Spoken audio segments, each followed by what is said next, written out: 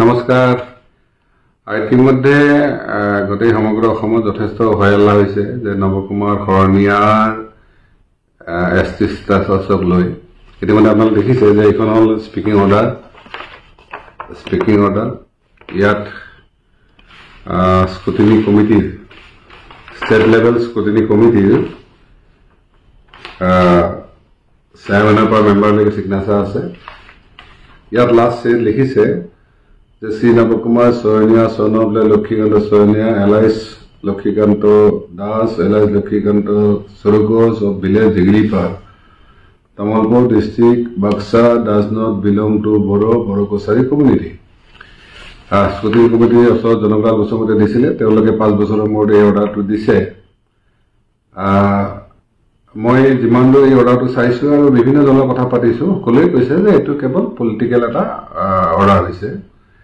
কাৰণ ইয়াত জনলাল বসুমতে যিটো এপিল কৰিছিল, তাৰপিছত আমিও ইয়াত প্ৰেজেণ্টেশ্যন দিছিলোঁ, তাৰপিছত এই অৰ্ডাৰটো দিছে। এতিয়া প্ৰশ্নটো হৈছে যে অহাকালিলৈ নৱকুমাৰ শৰণীয়া আকৌ ইলেকশ্যন খেলিব পাৰিব নে নোৱাৰিব।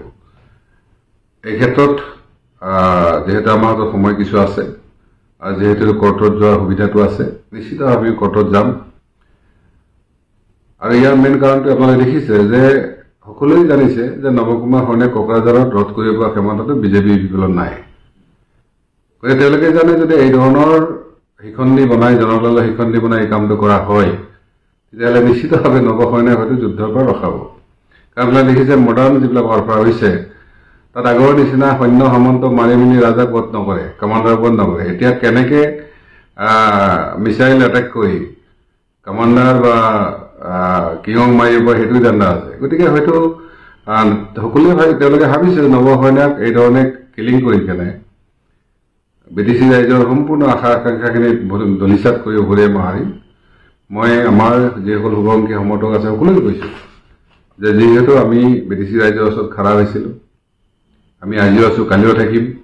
গতিকে আমাৰ বিৰুদ্ধে যিমানে ষড়যন্ত্ৰ নকৰক কেলে, আমাৰ বিৰুদ্ধে যিয়ে নকৰক কেলে, আমি যুঁজি যাম।